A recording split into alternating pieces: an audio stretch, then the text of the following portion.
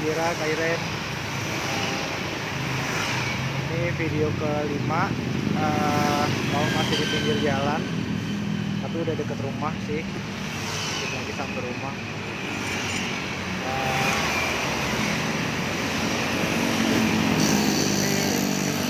Sore ya, jadi agak rame, kendaraan juga banyak. Jam-jam pulang kerja, tapi ini Sabtu sih. Aku juga nggak tahu kenapa volume kendaraannya rame, jadi berisik. Lanjutin pembahasan yang kemarin, Papa sempat nyinggung masalah negara Islam, bentukan negara Islam.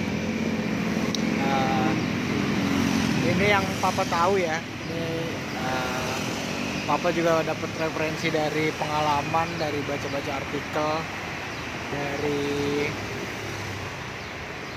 dengar-dengar podcast lain-lain.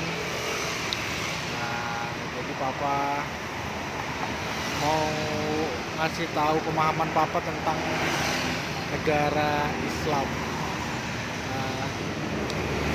Sebelum Papa jelasin panjang lebar, ini bukan ajakan atau apa ya. Papa nggak memotivasi kalian untuk melakukan sesuatu yang ceroboh ya.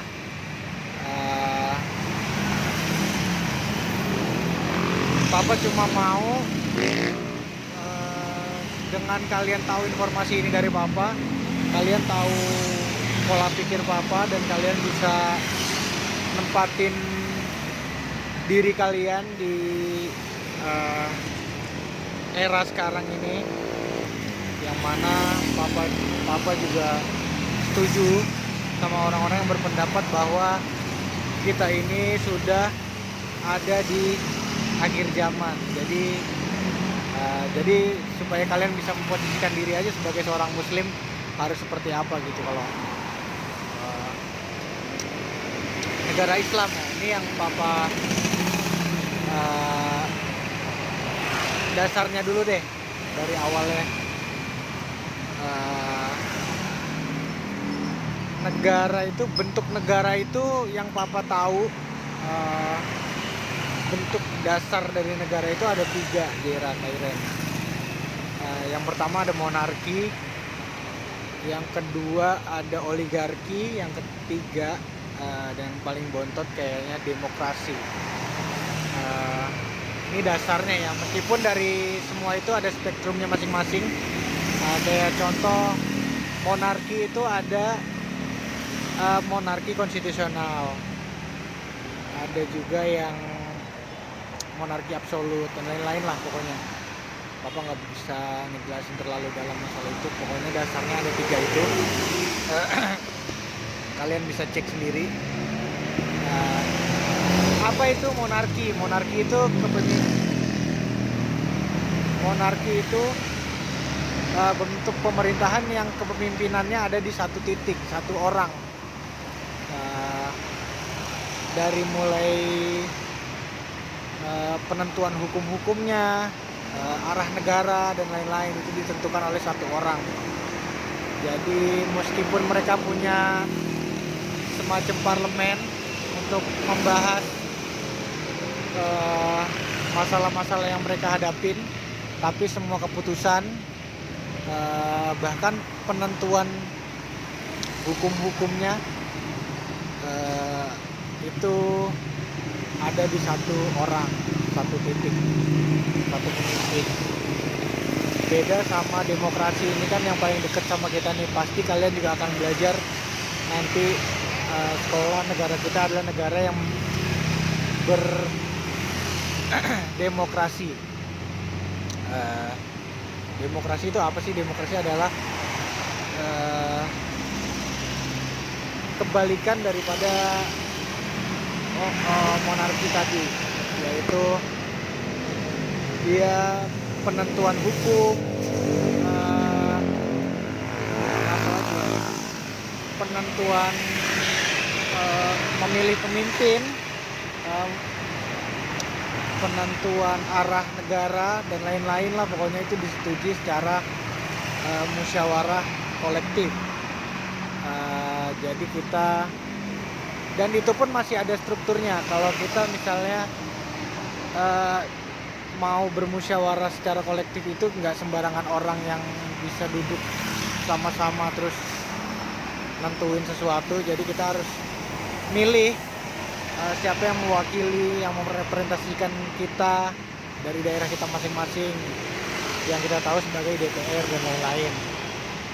Nah, kalau oligarki, demokrasi ya kayaknya nggak usah terlalu panjang lebar ya. Nah, kalau oligarki itu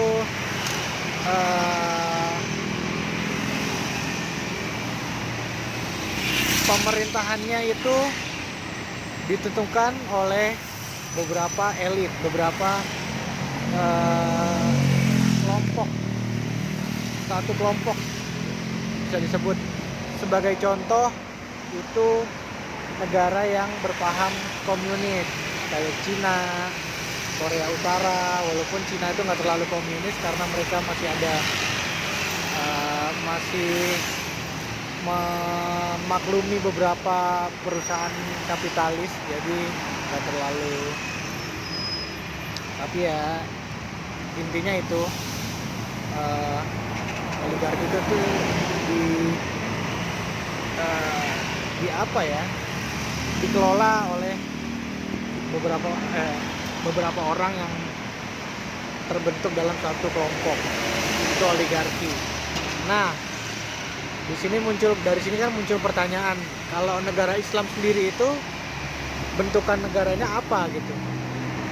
Nah, jawaban Papa adalah, kalau misalnya ada orang yang bertanya kayak gitu ke Papa,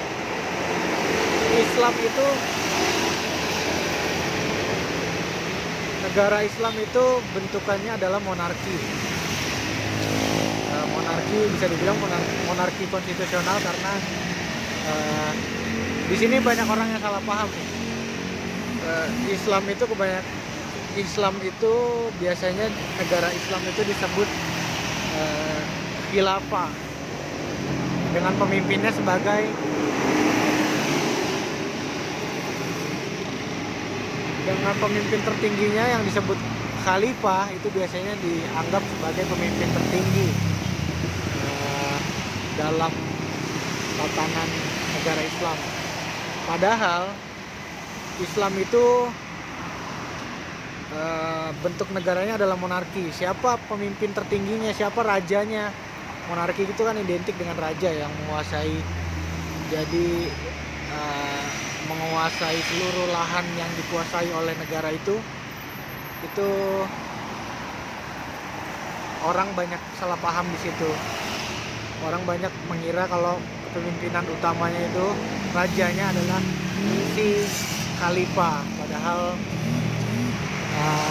pemimpinan utamanya, rajanya adalah Allah, bukan khalifah. Khalifah itu hanya pemegang mandat lah istilahnya. Kalau di sekarang itu contoh kayak Inggris itu punya perdana menteri ya, mungkin khalifah itu ya perdana menteri itu. Jadi mereka mengambil hukum dari kias-kias yang sudah ditetapkan oleh rajanya.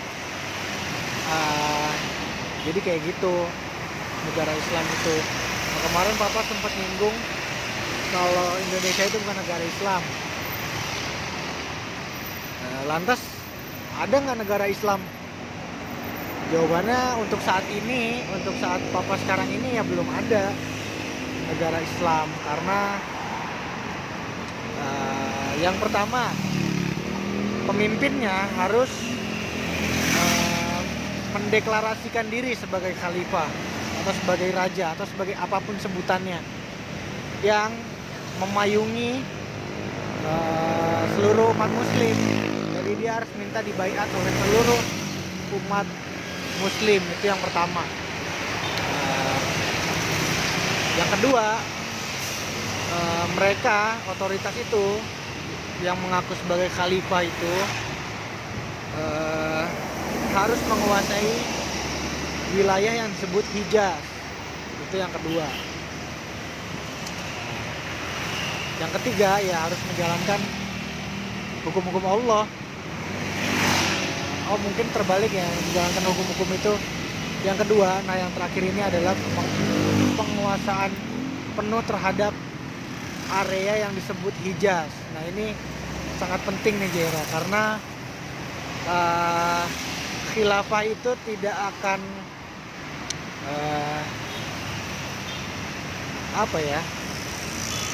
mereka akan berkurang lah legitimasinya ketika mereka tidak menguasai Hijaz, karena nggak mungkin seorang khalifah ketika di musim haji, bayangin, meminta izin kepada otoritas yang menguasai Hijaz untuk melaksanakan ibadah haji. Itu kan nggak mungkin kan. Jadi Hijaz itu adalah kota, Hijaz itu Madinah dan Makkah adalah dua kota yang paling penting bagi muslimin.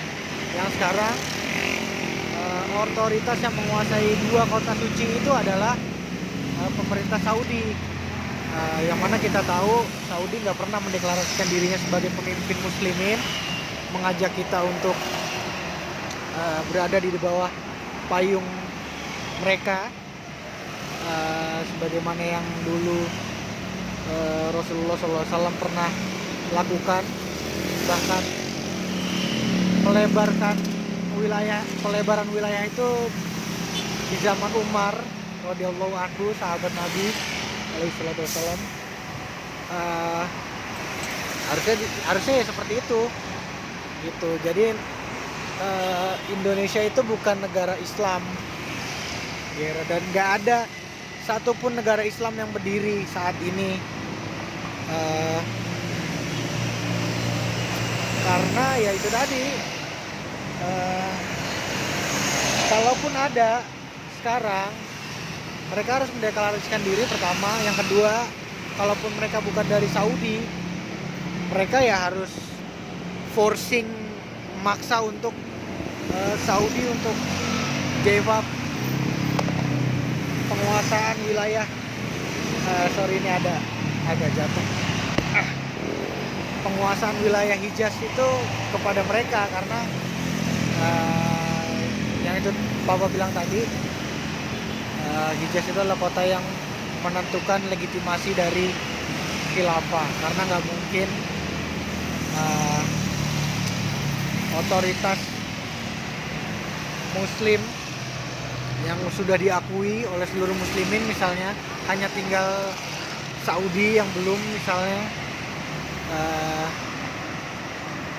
meminta izin ya kan, bahkan walaupun cuma untuk tawaf ke otoritas lain, itu kan nggak mungkin. Jadi ya itu tadi alasan kenapa, kaitannya dengan kenapa Indonesia itu bukan negara Islam, yaitu tadi Islam itu adalah satu bagian, Jera, Kairen. Islam itu, negara Islam itu harus satu, di bawah satu naungan. Jadi misalnya khalifah itu berdiri,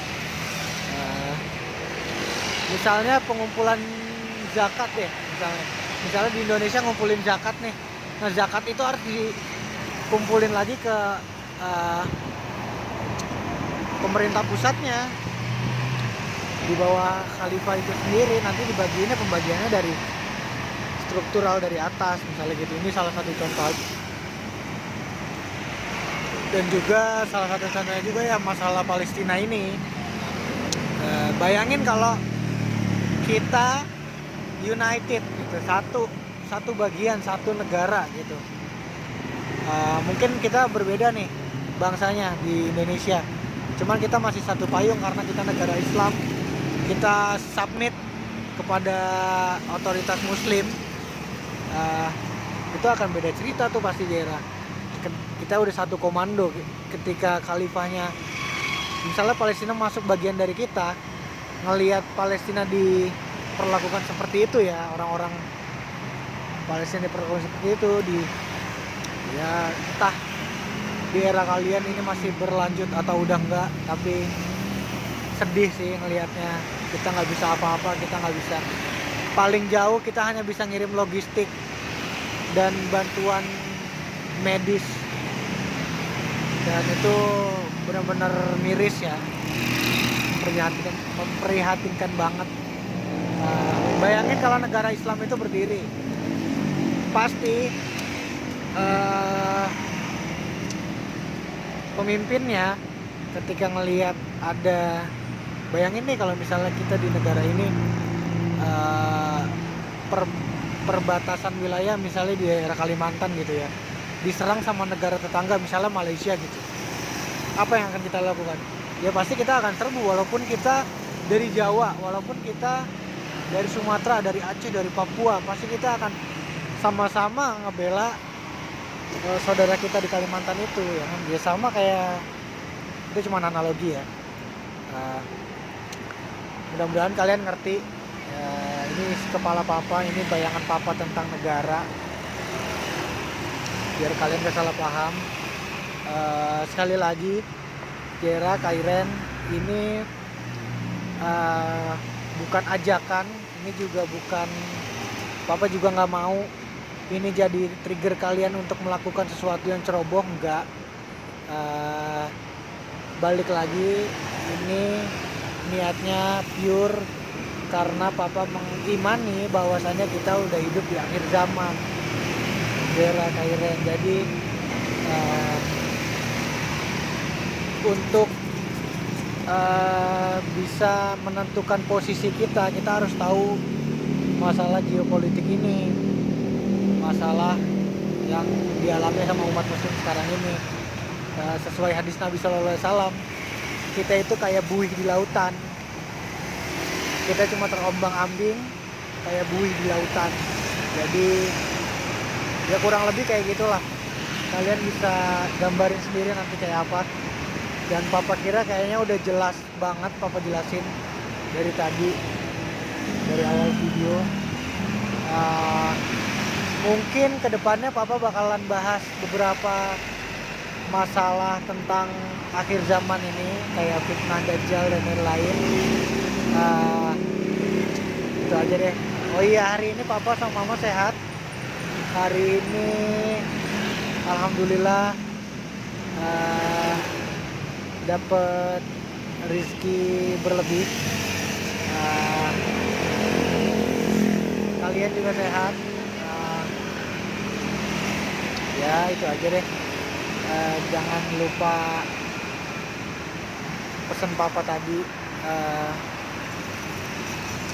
untuk kalian supaya bisa memposisikan diri di era yang sudah mendekati akhir ini. Mungkin kalian nanti akan sadar kalau udah dewasa nanti. Ya itu aja deh untuk saat ini. Nanti mungkin video berikutnya papa akan bahas hal yang lebih menarik lagi. Dan ya ini sih kepala papa. Kalau kalian gak setuju, kalian bisa cari referensi lain, tapi minimal kalian bisa mempertimbangkan apa yang papa sampaikan. Ya udah itu aja deh. Subhanakallahumma wa bihamdika, asyhadu an la ilaha illa anta, astaghfiruka wa atubu ilaik.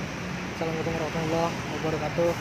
Saya terus anak-anakku jadi pribadi yang kritis, buka diri dan hati kalian untuk terima argumen, jangan taklid.